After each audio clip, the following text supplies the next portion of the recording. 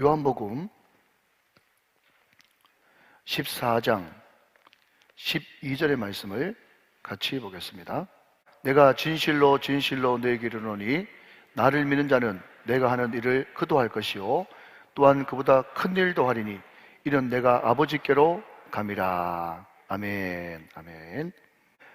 하버드 대학의 총장을 지내셨던 나단 푸시라고 하는 사람이 이런 이야기를 했죠. 잘 아시는 말씀인데, 청년들의 가슴을 뜨겁게 하고 청년들의 심장을 펄떡이게 만드는 5가지 요소가 있다. 그렇게 이야기했습니다. 첫 번째는 뭔가 하면 흔들 수 있는 깃발이요, 두 번째는 변하지 않는 신념이요, 세 번째는 따를 수 있는 리더요, 네 번째는 평생 같이 할 친구요, 다섯 번째는 같이 부를 수 있는 노래. 그랬습니다. 여러분 아시다시피 하버드 대학이라고 하는 그 대학은 제일 처음에는 신학대로 시작을 했습니다. 신학교였어요. 원래 목사 양성하는 신학교입니다. 그런데 세계적인 대학이 됐는데, 그렇기 때문에 그게 총장도 당연히 개신교, 청교도 신자이겠죠. 그렇기 때문에 당연히 그 사람 한마디 한마디에는 다 성경적인 사고방식이 묻어 있을 것입니다. 제가 방금 5개 말씀을 드렸습니다. 첫 번째가 뭐라고요? 흔들 수 있는 깃발. 두 번째는요, 변치 않는 신념. 세 번째는요, 따를 수 있는 리더. 네 번째는요, 평생 같이 할 친구. 다섯 번째는요, 같이 부를 수 있는 노래. 여러분 100% 이것이 성경에서부터 인용하지 않았기 때문에 성경이라고 말할 수 없겠지만, 그럼에도 불구하고 성경적인 것은 틀림없습니다. 왜냐하면 CCC를 창립하셨던 김중곤 목사님이 한참 불같이 활동하실 때 백문일답이라는 것을 우리들한테 소개했어요. 백문일답이 뭐냐? 100가지 질문을 해도 답은 하나다. 오직 한 가지 답은 뭐죠? 예수입니다.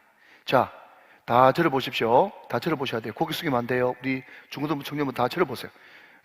만약 여러분들이 고개 숙이면 목사님도 설교 원고 이렇게 가리고 설교할 거야. 다 들어보십시오. 다 들어보셔야 돼요. 제가 앞만 보면서 이렇게 오늘 막 할 거예요. 그래서 다 들어보셔야 됩니다. 자, 한번 따라합시다. 눈빛을 장악하라. 시작. 눈빛을 장악하라. 설교 은혜 받으려고 그러면 목사의 눈을 장악해야 됩니다. 그래서 마치 막 잡아먹을 듯한 그런 이글 타는 눈으로 들어보셔야 은혜가 되어지는 거예요. 자, 그런데 백문일답인데 100가지 질문에도 질문은 하나예요. 답은 하나예요. 예수입니다. 그런데 이 나단 푸시 총장님이 하신 이것을 저는 오문일답이라고 말할 수 있겠습니다. 제가 여러분 여쭤보면 여러분들은 무조건 눈 딱 감고, 그렇다고 눈 감지 마시고 그냥 저를 부릅뜨면서 예수라고 대답을 좀 해주시면 좋겠어요. 자, 여러분 흔들 수 있는 깃발, 그분이 누구십니까? 예수죠. 변치 않는 신념, 그분이 누구십니까? 예수죠. 영원히 우리가 따라야 될 리더, 그분이 누구시죠? 예수. 평생 우리를 배신하지 않고 늘 우리와 함께하는 친구, 예수입니다. 우리가 영원히 부를 노래의 주제가 예수입니다. 그러니까 이 5가지 신념을 보니까 다 예수와 관련이 있네요. 여러분, 이 5가지를 다 마음속에 넣고 흔들 수 있는 깃발, 이것이 있다 그러는 것은 우리를 하여금 움직이게 만들고 가슴 펄떡이게 만들고 가슴을 뜨겁게 만들고 피를 거꾸로 솟게 만들고 능력이 있단 말이죠. 여러분, 와 같이 여러분 교회가 어떤 방향을 향해서 나아가는데, 물론 교회가 나가야 될 방향은 하나님의 나라죠. 그런데 우정교회에서 20년, 30년 평생 신앙생활 하는데 우리 교회의 목적이 뭔지, 목표가 뭔지, 또 비전이 뭔지, 하나님께서 담임 목사에게 어떤 꿈과 어떤 목표와 비전을 주셨는지 그걸 모르고 그냥 멍청하게 따라가면요, 가슴이 뛰지 않고 눈이 썩은 동태눈 같이 된단 말이죠. 그래서 저는 매년마다 1월달 내지 2월달에 계속 반복해서 우리의 목표, 우리의 비전, 이것이 나의 꿈, 이런 제목을 가지고 말씀을 반복해서 듣고 있어요. 어떤 분들은 여러분 벌써 5번, 6번 들은 분도 계실 거예요. 오늘 처음 듣는 분도 계실 거예요. 그런데 익숙함의 편견이라고, 목사님 때가 되니까 또 하네, 이렇게 생각되시는 그런 눈빛이 있으시다면 제가 앞으로 불러내가지고 그렇게 잘하면 한번 해보세요, 그렇게 이야기할 거예요. 그래서 여러분, 오늘 제가 제시하는 이 성경 구절은요, 우리 교회 목표와 비전이기보다는 성경적인 성경 전체를 요약해 놓는 거와 마찬가지예요. 그렇기 때문에 우리 교회는 가장 성경적이고 가장 모범적인 교회를 지향하지 않습니까? 이것은 제 이민적인 것도 아니고 제 목표와 꿈도 아니에요. 성경이 이야기하고 있는 모든 그리스도인들이 다 같이 따라야 될, 같이 불러야 될 노래인 것이에요.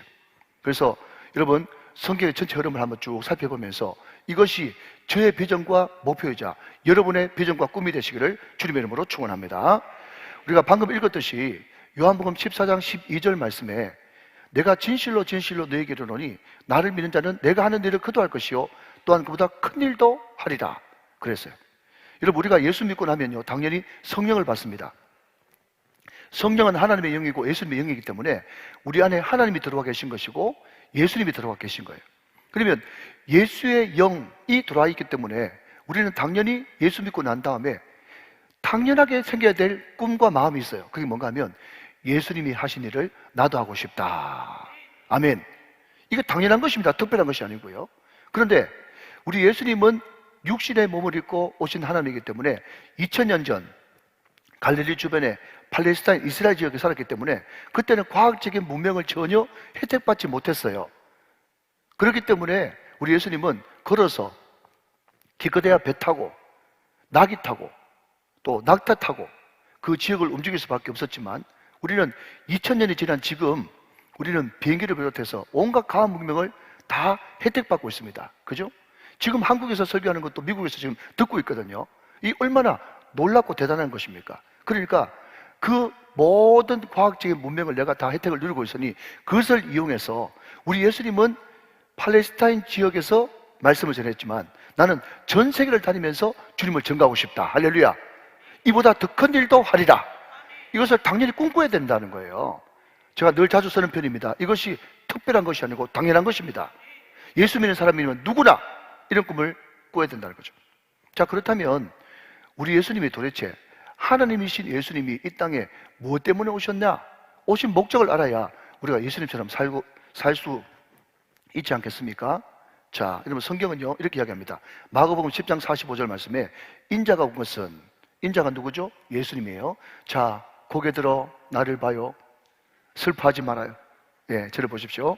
인자 예수님이 온 것은 섬김을 받으려고 온 것이 아니라, 그분은 당연히 섬김을 받을 분이어야 되지만은 섬김을 받으려고 온 것이 아니라 오히려 섬기려 하고, 심지어 자기 목숨을 많은 사람들의 대속물, 하나님과 우리를 이어주는 대속 제물로 주시기 위해서 그분이 오셨다는 거예요. 한마디로 말하자면 그분은 세상을 구원하기 위해서 이 땅에 오신 것입니다.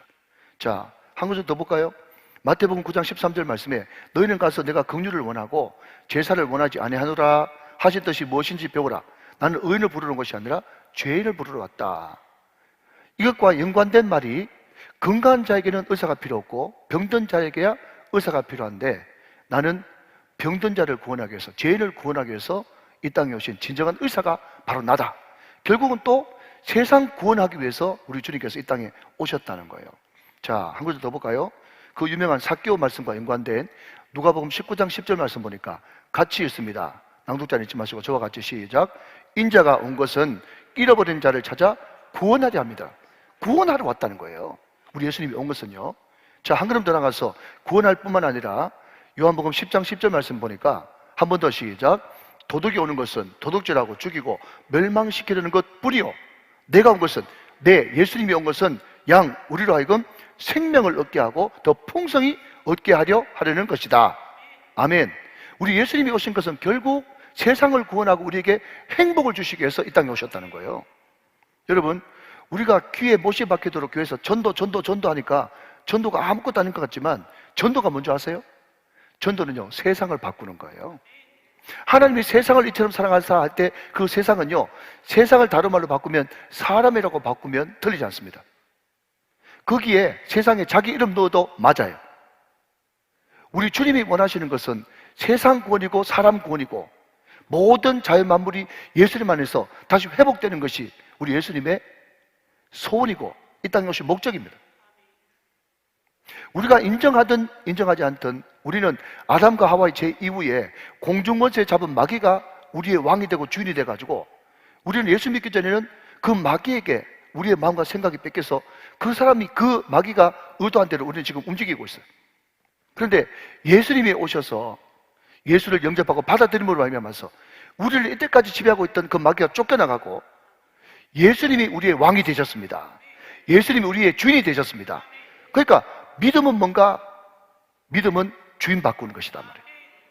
구원은 뭔가? 변하다 이야. 자, 한번 따라 하실까요? 굉장히 유명한 말입니다. 믿음은 주인 바꾸는 것이다. 시작. 믿으면 주인 바뀌는 거예요. 구원은 변하다. 시작. 구원은 변화예요. 구원받으면 당연히 변화되게 돼 있어요. 그러니까 여러분, 세상 구원, 세상을 바꾸는 거, 그게 어려운 게 아니고, 세상을 바꿀 수 있는 유일한 것은 우리의 마음을 주장하고 있는 왕과 주인을 바꿔줘야 되거든요. 그게 바로 전도인 것입니다. 그러니까 전도하시는 분들은 자부심을 가지십시오. 전도하는 사람은 어떤 사람이냐? 세상을 바꾸는 사람이에요. 예수로 세상을 바꾸는 사람. 예수로 세상이 바뀌지 않고는 이 세상이 좋은 평화로운 땅이 될 수 없습니다. 그러니까 가장 애국하고 가장 나라를 사랑하고 가장 교회를 사랑하고 울산을 사랑하는 사람이 바로 전도하는 사람이에요. 믿으시면 아멘. 그분은 세상을 구원하기 위해서 이 땅에 오셨는데, 그러면 그 구원을 어떤 도구를 통해서 구원하시는가? 자, 세 가지입니다. 그 유명한 마태복음 9장 35절 말씀이에요. 예수께서 모든 도시와 마을에 두루 다니사 그들의 회당에서 티칭 가르치시며 천국 복음을 프리칭 전파하시며 모든 병과 모든 약한 것을 고치시니라. 힐링. 자, 한 번 더 따라합시다. 티칭, 프리칭, 힐링. 예, 여기에 앞에 복음, 말씀을 넣으면 딱 맞습니다. 말씀을 가르치시고 말씀을 전파하시고 말씀으로 고치시는 거예요. 말씀 대신에 복음이라는 말을 넣어도 틀리지 않습니다. 복음을 가르치시고 복음을 전파하시고 복음으로 고치시는 거예요. 자, 여러분 좀 더 구체적으로 그림 하나를 보시도록 그렇게 하죠. 자, 거기 보면 가르치는 거예요. 말씀을 가르쳐요. 두 번째는요, 말씀을 선포하는 것이에요. 세 번째는요, 돌봄과 신방을 통해서 우리 내면도 고치고 육신도 고치는 거예요. 이게 티칭, 프리칭, 힐링, 가르치고 전파하고 고치는 것이거든요. 여러분, 제가 오래전에 부목사 때 저는 새로운 것, 또 부흥 이런 게 관심이 많으니까 제가 다녔던 그 교회에 그 유명한 네트워킹 사업인 A 건강식품을 파는 우리 집사님 한 분이 계시는데, 그분이 얼마나 영업을 잘하는지 교회 안에서는 안 하고 교회 바깥에서 자꾸 이제 사업을 잘하셔가지고 뭐 그들 말로는 다이아몬드인가 하여튼 최고 위에까지 올라갔어요. 그래서 그분한테 제가 물었어요. 이 네트워킹 사업이 어떻게 이렇게 잘 됩니까? 혹시 그 회사에서 사원들을 또 거기에 있는 또 사장님들을 또 교육하는 또 훈련시키는 무슨 프로그램이 없습니까? 그러니까 그분이 테이프를, 그때 당시만 해도 테이프 세대인데 테이프를 이만큼 주면서 저한테 한번 들어보라고 그러더라고요. 근데 제가 1번부터 한 10번까지 다 들어봤어. 근데 다 들어보니까 그 A 회사의 부흥 비결, 그렇게 잘 되는 비결은요, 두 가지더라고. 하나는 부흥회, 하나는 소그룹. 그래서 거기에 영향력을 막강하게 행사하는, 우리로 말하자면 사장 위에 사장급 되시는 분이 교회 장로님인데, 우리 회사의 모든 시스템은 여의도 순복음교회에서 다 가져왔다는 거예요. 여러분 알아듣겠습니까? 제가 특정한 교회 이름을 대해서 대단히 죄송한데 여의도 순복음교회에서 다 가져왔다는 거예요. 여의도 순복음교회가 뭔데요? 부흥회 많이 해가지고 성도들 성령받게 하고, 구역 조직 잘해가지고 절대로 못 빠져나가게 만들고, 집회와 부흥회 집회와 소그룹이 소그룹. 그런데 여러분, 우리 한국교회가 다 이거로 성장했거든요. 저는 그렇지 않습니까?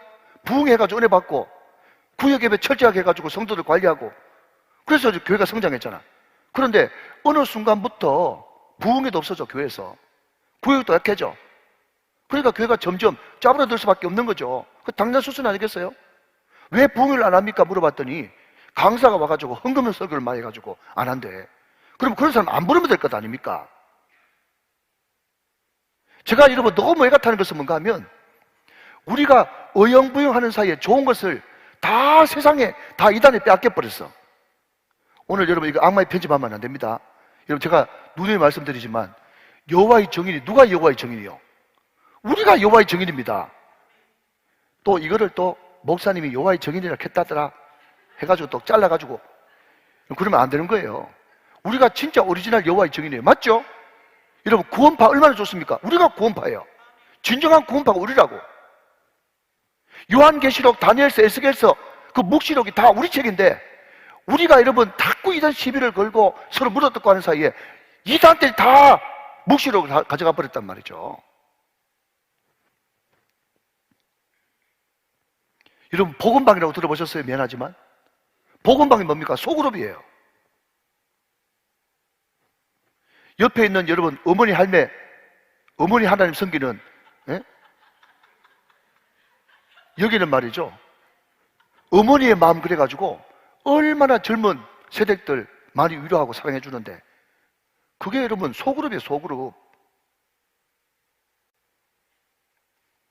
이단들 다 뺏어가 버렸어요. 그러니 우리는 회복해야 됩니다. 여러분 티칭 프리칭 대그룹이죠. 돌봄과 신방 소그룹이죠. 교회는 두 날개로 훨훨 날아가는 교회가 돼야 될 줄을 믿습니다. 가르치고 전파하고 돌보고 신방하고 고치는 이것이 균형을 이룰 때 다시 한번 일어나는 놀라운 역사가 있게 될 것입니다. 여러분 우리 교회가 만약에 지금 울산에서 좋은 소문이 나고 있다면 우리가 사람들이 뭐라고 하든지 말든지 금요 성령 집회 안 쉬었어요. 열심히 우리 목자들이 전도회장님들이 수고하고 계십니다. 이것이 어느 정도 균형을 이뤘기 때문에 교회가 성장하고 부흥하고 있는 거예요. 여러분 헤아려 새 것이 없습니다. 이게 진실이고 진리예요. 우리 예수님께서 티칭, 프리칭, 힐링 이 방법을 통해서 세상을 구원하기를 원하셨단 말이에요. 이해가 되시면 아멘. 자 다음, 그러면 티칭, 프리칭, 힐링 하기 위해서는 뭐 해야 되느냐? 마태복음 28장 19절 20절 말씀. 그러므로 너희는 가서 모든 민족을 제자로 삼아 아버지와 아들과 성령의 이름으로 세례를 베풀고 내가 너희에게 분부한 모든 것을 가르쳐 지키게 하라. 볼지어다 내가 세상 끝날까지 너희와 항상 함께 있으리라 하시니라. 물론 마태복음 28장 19절 20절 말씀에 가장 핵심되는 주동사는 제자 삼으라는 거예요. 그런데 제자를 삼으려고 해도 가야 말이지. 가야 무슨 제자를 삼든지 세례를 베푸든지 하지 않겠어요? 우리는 가야 되는 거예요. 그럼 도대체 우리가 티칭, 프리칭, 힐링하러 가야 되는데 어디로 가야 될까요? 궁금하죠? 논리는 궁금한 순서대로. 그렇죠? 그럼 우리가 어디로 가야 될까요? 사도행전 1장 8절. 오직 성령이 너희에게 임하시면 너희가 권능을 받고 시작 예루살렘과 온 유대와 사마리와 땅끝까지 이르러 내 증인이 되리라. 우리가 가야 되는데 어디로 갈까에 물어보면 예루살렘 가야 된다, 유다로 가야 된다, 사마리아로 가야 된다, 땅끝까지 가야 된다. 아, 예루살렘, 유다, 사마리아 땅끝 맞네요. 그러면 예루살렘에 뭔데요? 라고 또 물으신다면 여러분 예루살렘은 뭐겠습니까? 보시죠 같이. 네, 예루살렘은 교회 안삭이에요. 교회 안에 말씀 선포, 기도 훈련, 교육 사역, 신방 및 치유 사역, 그 외 교회 안에 이루어지는 모든 것들 교회들마다 다 열심히 하죠. 이게 바로 예루살렘이에요. 예루살렘 사역이에요. 자, 그러면 유다는 뭐냐? 유다는 지역사회, 지역교회입니다. 우리 교회는 지역사회를 섬기기 위해서 첫 단추를 깼는 것이 10월 달에 있는 꿈먹살입니다. 꿈을 먹고 살지요. 그때 여러분 우리 전 성도들이 헌신해가지고 매년 꿈먹살 할 때마다 3,000명이 넘는 아이들이 우리 교회에 발을 딛고 있고 우리 교회 예비신자가 되고 있어요. 그게 지역사회를 위한 꿈이에요. 그래서 저는 개인적으로 꿈꾸는 것이 뭔가 하면 이 주변에 있는 그런 평창이나 뭐 주공이나 뭐 그 뒤에 여기 해링턴이나 살던 모든 지역 주민 이웃들이 그냥 우정교회 그렇게 이야기하는 게 아니라 우리 교회라고 이야기를 듣는 것이 제 꿈입니다. 지역사회를 위해서 우리가 계속해서 쏟아부을 때, 그래서 여러분 이번에 장학금을 줄 때도 한 반 정도는 우리 지체들을 위해서 주고 또 그만큼은 지역사회를 위해서 흘려보내기 위해서 우리가 노력을 하고 있어요. 여러분 터키가 저렇게 어려울 때 우리가 흘려보내야 되는 거예요. 또 교회에서 힘들고 어려운 사람도 있으면 도와줘야 되는 것이요. 끊임없이 우리는 좀 적게 쓰고 다른 사람들을 위해서 흘려보낼 때 하나님께서 기뻐하시는 그런 교회가 될 줄로 믿습니다. 그리고 지역교회는 뭔가 하면요, 우리 교회가 1년 내내 하는 것이 주말을 이용해서 주일 끼워서 농어촌교회 봉사하는 겁니다. 그거 쉽지 않거든요. 어떨 때는 여러 기관이 겹쳐가지고 한 100명 가까이 나갈 때가 있어요. 담임 목사 주일날 100명 바깥으로 내보낸다? 절대로 쉽지 않습니다. 그런데 얼마나 우리의 성교를 받는 그 교회에 목사님 사모님들이 힘을 얻고, 어느 시골교회 이야기를 들어보니까 사모님이 한 50대 후반 60대 초반 되는 사모님인데 밤 11시 돼가지고 우리 권사님들 집사님들 있는 그 방에 문을 똑똑 두드리면서 아직 안 주무십니까? 하면서 돌아가지고요, 새벽 2시 3시까지 말 그대로 놀다 가는 건데 자기의 고민과 자기의 가족과 그런 것들을 쭉 이야기하는데 들어만 줘도 얼마나 힘이 되고 그 사모님한테 능력이 되는지. 하루 있다고 오실 분인데 다음에 언제 오냐고 눈물 흘립니다. 여러분 목사는 고향도 없고 나이도 없어요. 근데 저는 고향이 저 어디입니다. 저 어디인데 한 번은 그 제 고향에 있는 어떤 목사님이 전화가 왔어요. 전화가 와서 예 목사님이십니까? 저를 어떻게 아십니까? 그랬더니 우정교회가 우리 지역에 와가지고 너무너무 봉사를 열심히 해준다는 이야기를 들었습니다. 그래서 우리 그 지역에 있는 목사님들끼리 상을 하나 주기로 했는데 자랑스러운 무슨 인 하면서 저보고 상을 준대요. 그래서 아이고 목사님 괜찮습니다 그랬더니요, 예, 목사님 이번에 모든 이 지역에 있는 목사님을 부활절 연합예배 강사로 모시기로 했다고 저보고 오라고 그러더라고요. 가려고 그랬는데 코로나가 터졌어요. 네. 여러분 이것이 얼마나 우리 교회 은혜가 되어지고 또 덕이 되어집니까? 계속해서 우리는 유다사역, 지역사회, 지역교회를 위해서 계속 헌신하는 헌신이 있어야 될 줄로 믿습니다. 우리가 가야 될 두 번째 영역이 유다고요. 세 번째는 여러분 사마리아입니다. 외국인 근로자, 세터민, 다문화 가정, 북한 동포, 한인 디아스포라. 여러분 지금 이미 우리는 이주민 200만 시대를 맞이했습니다. 통계에 의하면 2040년 내지 2050년 때 500만의 이주민이 이 땅에 들어온다고 합니다. 여러분 500만이라 그러면요, 쉽게 말씀드릴까요? 국민의 10분의 1이 이제 외국인입니다. 더 이상 우리나라는 단일 민족이 아니고요, 만약에 이주민들 500만을 놓치고 목회한다는 것은 국민의 10분의 1 떼고 목회하는 것이나 마찬가지이기 때문에 그게는 깝깝할 겁니다. 그래서 올해 2023년도에 가장 큰 줄거리가 두 줄거리인데, 한 줄거리는 이미 시작된 전세대 통합예배를 완전히 정착시키는 것과, 그리고 선교의 방향을 이제 해외 선교에서 이주민 선교회로 바꾸는 것입니다. 지금 그 작업을 열심히 하고 있고 공부를 하고 있습니다. 여러분 울산 지역에 특별히 많이 들어와 있는 노동자들, 유학생들, 다문화 가정들, 이분들을 우리가 세심하게 챙기고, 우리 교회에서 러시아 예배부가 지금 시작되고 있는데 각 외국어 예배부가 시작되어서 언제든지 또 이주해온 사랑하는 가족들이 우리 교회 와서 예배를 같이 드릴 수 있는 다민족 교회가 되어지면 하나님께서 참 기뻐하시는 교회가 될 줄로 믿습니다. 자, 마지막 네 번째는 땅끝 사역인데요, 우리 교회가 개척할 때부터 지금까지 계속해서 심혈을 기울이고 있는 땅끝 선교, 세계 선교는 계속 되어야 될 것입니다. 자, 이 모든 사역을 하는데 가장 우리 마음속에 필요한 것은 예수님의 마음이에요. 그것은 바로 믿음과 소망과 사랑, 신망의입니다.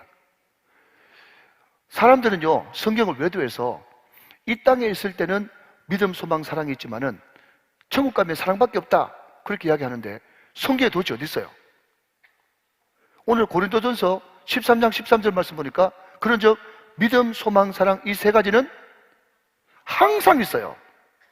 주님 나라 가는 그날까지 있단 말이죠. 믿음은 관계고, 소망은 바라는 거고, 사랑은 연합하는 것 아니겠습니까? 이것은 이 땅에 있을 때 하나님과 이웃, 그리고 하늘나라에서도 하나님과 성도들과 계속해서 관계가 돼야 되기 때문에 믿음, 소망, 사랑은 끝까지 우리가 간직하고 있어야 될 우리의 성품이 돼야 된다는 것입니다. 그러면 우리가 이 모든 사역을 해 나갈 때도 우리가 믿음, 소망, 사랑, 신망의 사역을 해가야 되는데, 그러면 믿음이 뭐냐? 일기는 믿음 목회예요. 그럼 제가 우리 교회 이제 부임한 지 이제 13년 차 이제 들어가거든요. 그런데 제가 부임하고 나서 줄기차게 외쳤던 것은 333 경건운동입니다. 그죠? 333 경건운동. 혹시 등록한 지 얼마 안 되셔가지고 모르시는 분 계신데, 첫 번째 3은 뭐죠? 하루에 성경 석 장 이상 읽기. 이상자를 꼭 붙이세요. 두 번째 3은요, 일주일에 새벽기도 3번 이상. 세 번째 삽은요, 일주일에 3번 이상 복음 전하기. 이것은 가장 밑바탕입니다. 가장 밑바탕이에요. 주님 오실 때까지 기초가 탄탄하지 않으면 그 위에 쌓아 올릴 수가 없어요. 참고로 20년 사역이 뭡니까? 라고 물으신다면 제가 우정교회에서 앞으로 20년 더 할 수 있다 이런 말이에요. 제가 20년 더 할 수 있거든요. 목사님 20년이나 더 합니까? 그런 섭섭한 소리 하지 마세요. 여러분, 우리 저 장로님들 앉아 계신데 우리 장로님들 처음 올 때 얼마나 싱싱하셨다고요. 그런데 13년 지나니까 이제 연만하시지 않습니까? 근데 눈 깜짝할 사이에 13년이 지났어요. 20년이 뭐 대단한 것 같아도 여러분 한번 제가 물어볼게요. 기쁘다 구주 오셨네 엊그저께 부른 것 같죠? 그죠? 좀 있으면 또 부릅니다. 그러니까 기쁘다 구주 오셨네 20분 부르면 나도 은퇴해야 돼. 20년이 눈 깜짝할 사이에 지나간다니까요. 그러니까 올해 2023년도에 전세대 통합예배, 이주민 선교 이 두 가지만 해도 충분하거든요. 그러니까 30년 목표를 해도 이뤄놓고 갈 수 있는 것은 정말 없어요. 그러니까 참 하나님 앞에 정말 너무 연약한 거죠.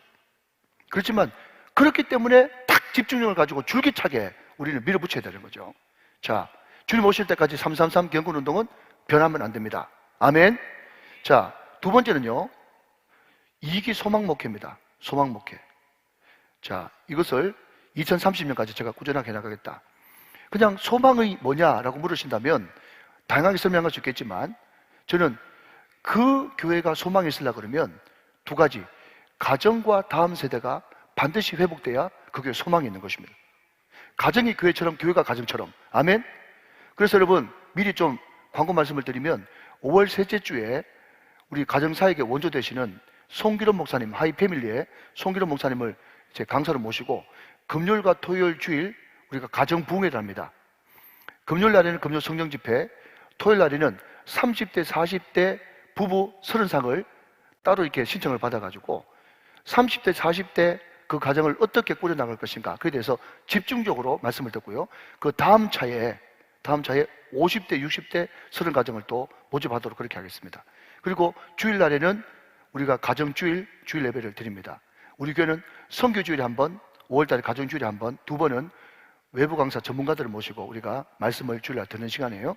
그리고 주일 오후에는 송기로 목사님이 코로나 3년을 보내면서 한국의 장례 문화에 대해서 죽음 어떻게 준비할 것인가. 우리는 여러분 죽음이라는 자체가 굉장히 부정적으로 들리잖아요. 성경은 죽음을 굉장히 주 안에서 아름답게 묘사하고 있거든요. 근데 여러분 우리가 장례식 때 흰장갑 끼는 거, 국화 드리는 거, 이 모든 것들도 다 일본에서 들어온 반기독교적인 문화라는 거 아십니까? 그래서 이분이 공부를 많이 해가지고 책을 하나 냈어요. 그리고 많은 자료를 모아서 죽음을 어떻게 우리가 볼 것인가에 대해서 가족의 입장에서 말씀을 전해주신다고 그래요. 굉장히 은혜가 될 것입니다. 계속해서 우리는 가정행복학교, 젊은 부부학교, 또 우리가 아이들을 키우면서 중독학교, 회복학교부터 시작해가지고 우리는 다양하게 가정에 대해서 또 다음 세대에 대해서 우리는 소망목회를 이어나갈 것입니다. 자, 마지막 3기는 사랑목회입니다. 사랑목회. 여러분, 우리 교회가 막 부흥되어지면요, 우리 교회가 그 능력 가지고 복지관도 짓고 뭐도 짓고 뭐 얼마든지 할 수 있어요. 그런데 문제가 뭔가 하면 그 2대 목사나 3대 목사가 은퇴를 해버리면 그 다음 후임자가 엄청나게 벌려놓은 그 사업을 감당을 못해가지고 건물 유지한다고 혼이 나는 거예요. 저는 그래서 그것을 역사를 통해서 너무 많이 봤기 때문에 왜 우리가 또 짓고 또 짓고 해야 되겠냐, 필요하면 지어야 되겠지만 지금 기존에 잘하고 있는, 마치 마이크로소프트의 빌 게이츠가 또 세계적인 투자자 위렌 버핏의 그 재단에 자기가 기부를 하는 것처럼 우리 교회가 얼마든지 개인적으로 할 수 있어도 잘하고 있는데 같이 협력하는 것이 얼마나 좋겠느냐, 그런 생각을 하게 됩니다. 그래서 이제는 여러분 성령 행정과 더불어서 바보 행전을 해야 됩니다. 우리 예수 믿는 사람들이 정말 바보처럼 인정해주든 안 해주든 상관없이 계속해서 사랑으로 몸소 보여줄 때 그 사랑을 보고 그 감동을 받은 사람이 축제를 나오는 역사가 일어나는 것이거든요. 그래서 계속 2040년까지 이 사랑 목회를 계속 진행해 나가도록 그렇게 하겠습니다. 자, 이 엄청난 사역을 하는데 우리가 꼭 가져야 될 마음은요, 바로 땅끝 사상입니다. 땅끝 사상이 뭐냐고요? 첫 번째, 내가 서 있는 이곳이 하나님이 보내신 땅끝이다. 나는 이제 더 이상 물러설 것도 없다. 우정교회가 끝이다. 여기가 마지막이다. 이런 마음을 가져야 이런 복을 받는 것입니다. 여러분, 자주 저는 목재론을 이야기해요. 그게 뭔가 하면 어떤 나무가 아름답고 훌륭한 가구로 목재로 쓰임 받으려고 그러면 한 자리에서 30년 뿌리 박혀 있어야 되는 거예요. 그래야 아름다운 가구가 될 수가 있는 거예요. 마찬가지로 여러분들이 정말 주님 앞에 큰 복을 받아가지고 간증의 주인공, 기적의 주인공, 축복의 주인공으로 서기 위해서는 여기가 땅끝이다, 하나님 나에게 보여주신 목장이다 생각하면서 굳게 틀을 잡는 것, 이것이 가장 선제돼야 되는 것입니다. 아멘 좀 하시기 바랍니다. 자, 두 번째, 내가 서 있는 이곳이 하나님이 믿고 맡기신 땅끝이다. 이게 땅끝 사상이에요. 여러분, 우리는 예배 때마다 사도신경을 고백합니다. 전능하사 천지를 만드신 하나님 아버지를 내가 믿습니다. 아멘. 그런데 여러분, 전능하사 천지를 만드신 하나님 아버지, 그 전능하시고 전지하신 하나님이 우리 우정교회에 가장 적합한 목사가 예동열 목사라는 것을 전지전능하신 하나님이 아셨기 때문에 저를 여기에 보내셨습니다. 여러분, 이것을 성도들이 믿을 때 그때부터 말씀이 들리기 시작하고 은혜가 되어지는 거예요. 여러분도 마찬가지예요. 전능하사 천지를 만드신 하나님 아버지께서 우정교회에서 가장 은혜를 받을 수 있기 때문에 여기를 여러분을 이 자리에 보내신 것이에요. 이게 땅끝 사상입니다. 이것이 있을 때 그때부터 본격적으로 축복의 문이 열리는 것입니다. 할렐루야. 그러면 이 땅끝 사상을 가지고 믿음, 소망, 사랑을 가지고 계속해서 전진해 나가는 그 사람에게 주시는 축복은 무엇인가? 첫 번째는요, 에베네셀의 축복이에요. 여기까지 하나님이 도우셨다. 여기까지 도우신 하나님, 그 하나님이 여러분의 아버지가 되시기를 주님의 이름으로 축원합니다. 자, 한 걸음 더 나가서 임마누엘의 은혜입니다. 임마누엘 번역한 즉 하나님이 우리와 함께 계시다. 이 세상에서 받을 수 있는 성도의 가장 큰 축복은 임마누엘의 축복이에요. 어디 가든지 하나님이 요셉과 함께 하시며 요셉이 가는 곳마다 형통하였더라.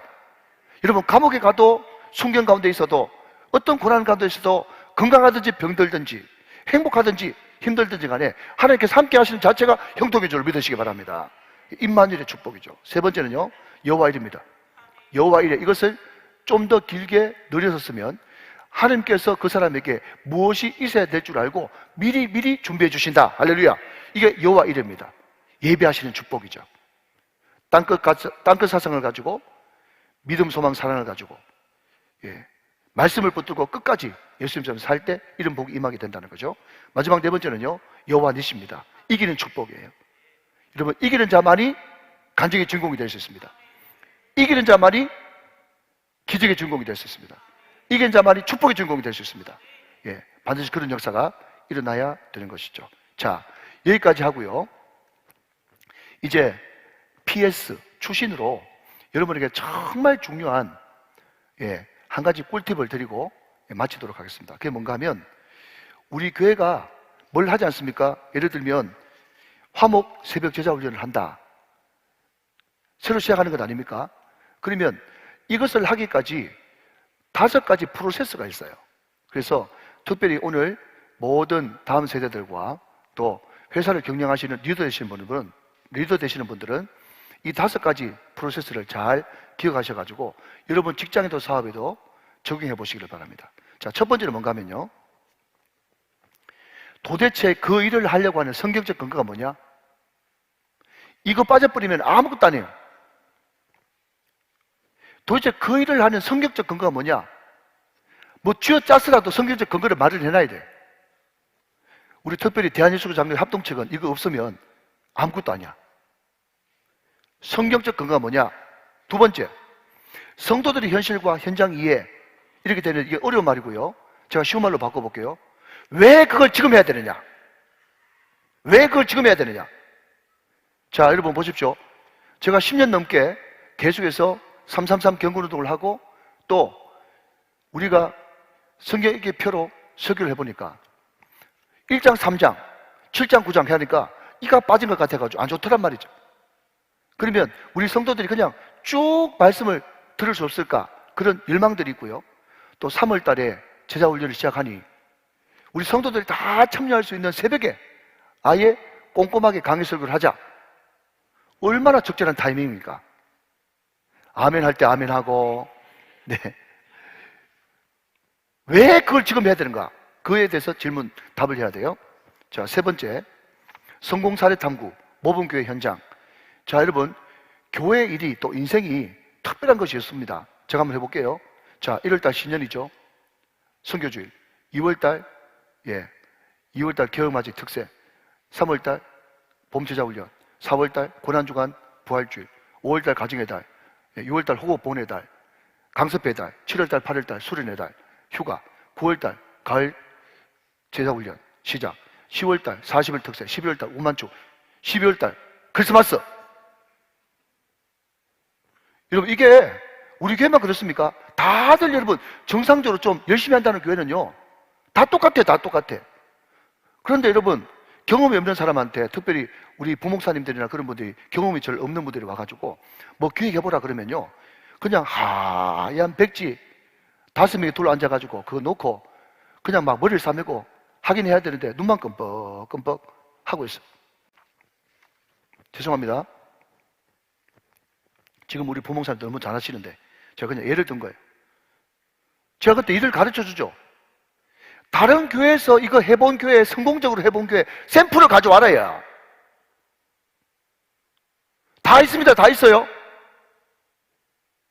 샘플을 가져와가지고 A교회는 이렇게 했고 B교회는 이렇게 했고 C교회는 이렇게 했는데 우리는 요거 좀 합쳐가지고 이렇게 해보면 좋겠다.